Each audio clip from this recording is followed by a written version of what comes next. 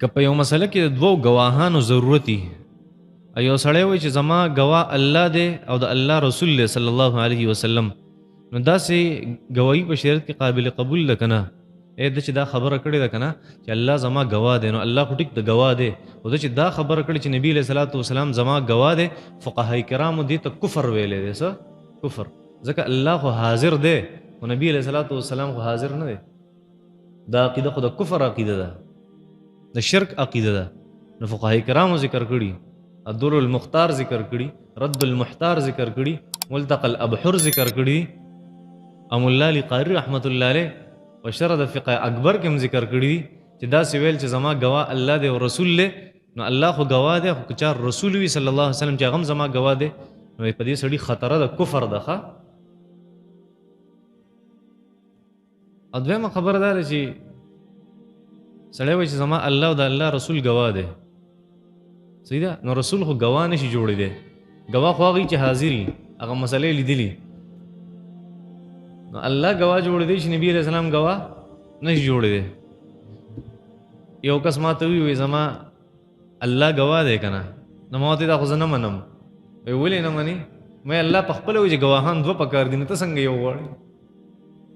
الله په خپله وایي چې دوه ګواهان، واستشهدوا شهیدین من رجالکم، دوه کسان عادلان وګورئ هغه ګواه پیش کړي. نو زه ټیک ته یو خو الله دی، څه دی؟ الله دی. دویم سره ته وګوره مې خبره منم، ځکه الله په خپله ترغیب د دوو ګواهانو ورکوي. ما ته وایي الله د یو په ځای به دوه حساب کوم، دې ته خو شرک وایي. دې ته خو شرک وایي. دا ځینې خبرې داسې چې دې دپاره لس منه عقل پکاري. ښه،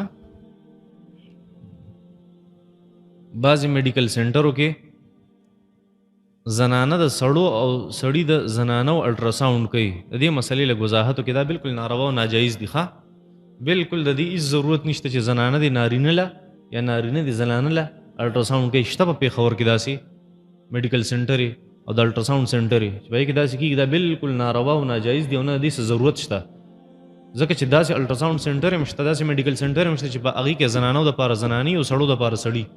نو ضرورت څه شو؟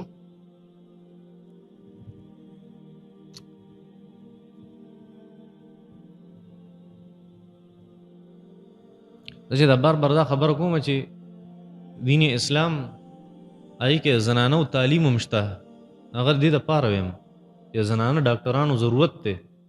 زنانه داسې قسمه خلک چې د هغې ضرورت دی. زنانو تعلیم جایز دی که ناجایز دی؟ نبي علیه صلات وسلام په زمانه کې میډیکل سپیشلیسټ وی که نه وي؟ دا کیسونه بچا کول؟ بخاري شریف کې روایت دی چې یو زنانه په مدینه منوره کې هغې به زنانو دا کیسونه کول. تعلیم ورکول پکار دي. ښه، تعلیم دا مطلب، تعلیم مطلب ازادي نه ده، تعلیم مطلب ازادي او روشن خیالي نه ده. دی وایي چې زما او د یو سړي په منځ کې شراکت دی، یو تنور او هوټل مې وله په شراکت ورکړی په 50% باندې، په 50% باندې. زه کار نه کوم او هغه کار کوي. اوس هغه وایي چې زه کم کار کومه نو دی به ماله سیوایي تنخوا راکې. چا وایي چې دا طریقه ټیک نه ده. نو که دا ټیک نه وي صحیح طریقه څه ده؟ چا چې ویلي چې دا طریقه ټیک نه ده صحیح ده ته ویلي، دا طریقه بالکل درسته نه ده. دی په خپل کار کې سیوایي تنخوا نشي اخیستی د خپل کار، ځکه ستا پیسې دی او د هغه محنت دی. هغه ته محنت د هغې 50% میلاویږي او تا ته د خپلو پیسو 50% هغه میلاویږي. اوس هغه د سیوایي تنخوا مطالبه کې روا نه ده. صحیح طریقه بیا دا ده که خامخا هغه سیوا پیسې غواړي دا پرسنټیج ولې سیوا کا، هغه له 60% ورکوه، ځان له 40% له. پوه شوې په دې؟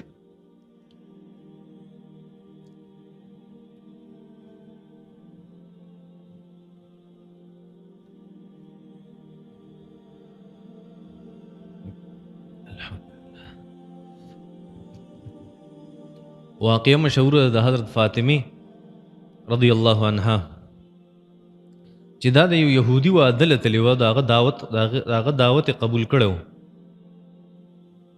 دا واقعه مشهوره ده. آیا دا واقع درسته ده که درسته نه ده؟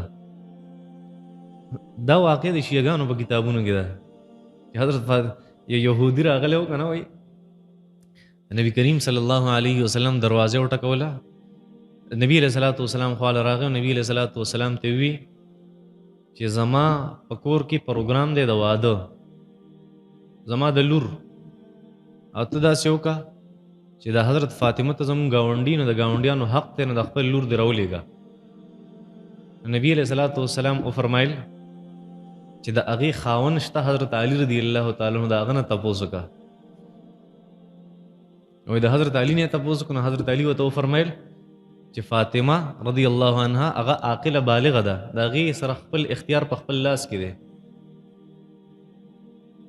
نو که هغه د سره ځي او دعوت قبلې ټیک ده. نو وایي دروازې وټکوله حضرت فاطمې ته د پردې شاته وي، د پردې شاته چې دعوت دی او ته راشه، ستا د وجې به زموږ په کور کې انوارات راشي، برکات به راشي. یهودیو او مطالبه د برکت کوله. اوکې دی اوس بیا وایي داسې کار وشي حضرت فاطمه هغې وایي چې زما لباس نشته، هلته خو به ټولې مالدارې ښځې د یهودیانو، او زما په لباس پورې چې پیوندونه پکې دي په دې پسې به خاندي. الله ول جنت نه لباس راولېږو، هغې هغه جنتي لباس واچو چې هلته لاړه، هلته هغه خلک بېهوشه شو او ناوې د هغې د هغه جنتي لباس ته وجې مړه شوه. او بیا وله هغې څه وکړه، 2 رکعته نفل یې وله وکړه، هغه را ژوندی شوه. صحیح، دا د شیعګانو په کتابونو کې دي، دا د اهل سنت والجماعت په کتابونو کې نشته، نه دا په قرآن او په حدیث کې شته. صحیح ده. او ما ته ښکاري دا قصه منګړت ده، دا قصه منګړت ده، ځکه حضرت علي څه وایي د حضرت فاطمې سره خپل اختیار په خپل لاس کې دی، په خپل لاس کې اختیار نه د ښځې، د ښځې د بار د وتو اختیار هغه د خاوند په لاس کې. شریعت دا وایي. نو پته لګي دا واقعه منګړت ده. څه ده؟ منګړت واقعه ده. دا واقع ما کتلی و په یو ځای کې، بحار الانوار کتاب دی د علامه محمد باقر المجلسی، دا یو شیعه عالم و، په 1111 کې تیر شوی دی، د نن 300 کاله مخکې تقریبا دا تیر شوی دی. دا په کتاب کې دا واقع ما لیدلی وه. دا منګړت ده. ښه دی وایي چې ما ویښته لګولي دي او د سر په دې مخ کې څه باندې هغه فکس دي. د غسل په وخت کې هغه زه لر کومه، خو د اودس په وخت کې دا ډېر ګراني، نه که زه زما چې کوم شاته یخته دي د یو لاس برابر، نه که زه یو لاس لون کم په هغې باندې راښ کم زما مسه به وشي که نه، او بلکل به وشي که یو لاس یې له، ځکه دقه د څلورمه حصه ده د سر، نو چې په هغې باندې ته لون لاس راښ کې بس کافي ده. ښه او که لږې بیا پرې نه کېږي، څلورمه حصه که برابرېږي، یو لاس که برابرېږي شاته ویښته.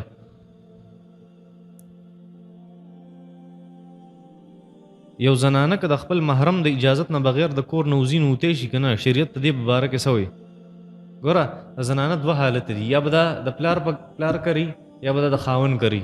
که د پلار کوي بیا به د پلار نه او د رون نه اجازت غواړي، هله به بهر وځي د یو ضرورت دپاره، د ضرورت دپاره. بیا هم ځان سره څوک ملګري کوي، څوک محرم چې بهر وځي، پوهېږئ په دې خبره. او کله چې دا د خاوند په کور کې، بیا د خاوند د اجازت نه بغیر وتل بلکل ناروا دي. اوس مې مسله وکړه ده، خاوند نه به اجازت غواړي. صحیح ده، خاوند د اجازت نه بغیر وتل ناروا دي. په سفر نه، دا صرف د ضرورت لپاره چې لږ بار وځي. شرعي چې کوم سفر دی که نه، شرعي سفر 77 کیلومیټر، په هغې له خو بلکل نشي تللی د محرم نه علاوه. څوک به ورسري، ورور به ورسري، پلار به ورسري، خاوند به ورسري، هله تلی شي ګینې نشي تلی بلکل.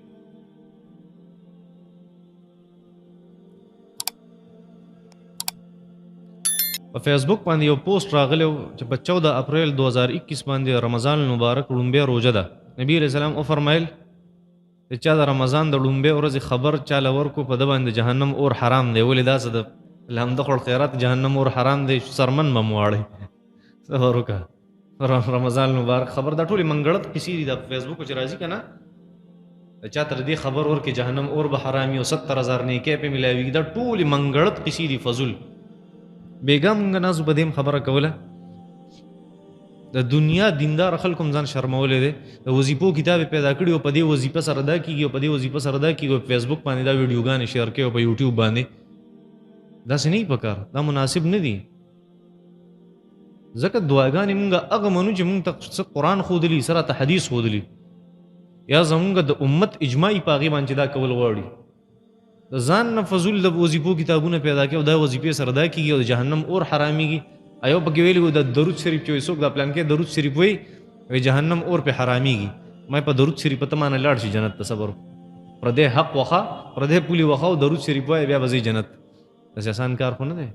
دا داسې قسمه روایت دا اکثر منګړه چې بي حساب بي کتاب به جنت ته ځي او دا چل به کی فضل